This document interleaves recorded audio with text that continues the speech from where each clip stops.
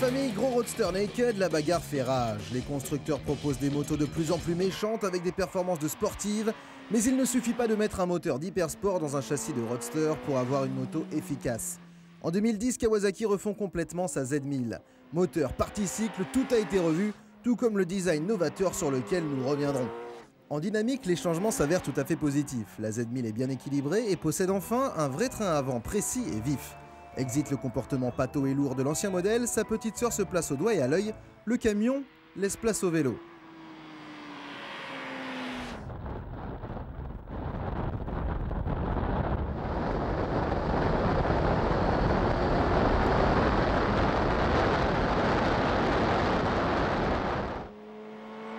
Mélange de ZX9R et de ZX10R, le moteur de la Z1000 2010 n'est pas une révolution, mais offre pas mal de couples et des montées en régime dignes d'une sportive.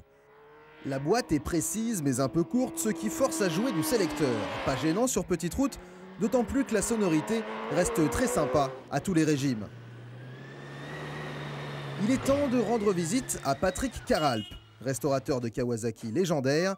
Nous le retrouvons dans sa caverne d'Alibaba pour passionnés, Mythique Moto, afin de lui présenter la dernière Z1000. Oh, super, ça va? Bien. Bon. C'est magnifique ça. On va un petit café? Allez.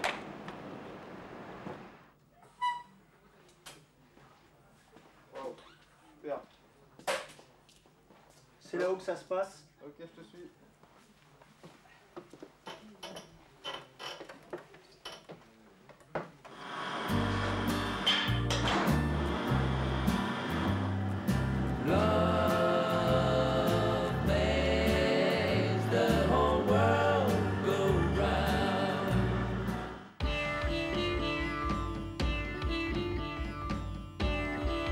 Le contraste est saisissant. Dans une époque où le marché moto est plutôt morose, Kawasaki a fait le pari d'un design audacieux. On la croirait tout droit sortie d'un manga avec sa partie avant ramassée et ses protections de fourche. Cette nouvelle gueule attire le regard et ne laisse pas indifférent.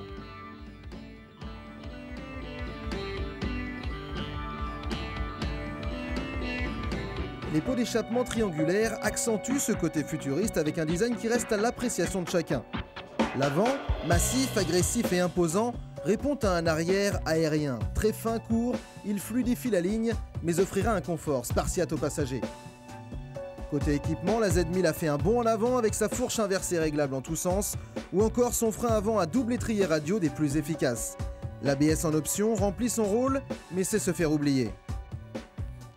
Nouveau moteur donc, passant à 1043 cm3, plus gros, plus coupleux, plus puissant, 138 chevaux en full, il est joueur et exploitable.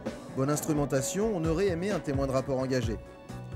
Dans la guerre au gros roadster, Kawa a une nouvelle fois su trouver sa position. Un look ravageur qui sort des sentiers battus, une partie cycle en net progrès, efficace tout en restant confortable, et un moteur rageur et exploitable. Que demander de plus? Ah oui, un prix raisonnable, 11 299 € et 600 de plus pour l'option ABS. Après la légendaire série H, la série Z n'a pas fini de marquer son époque.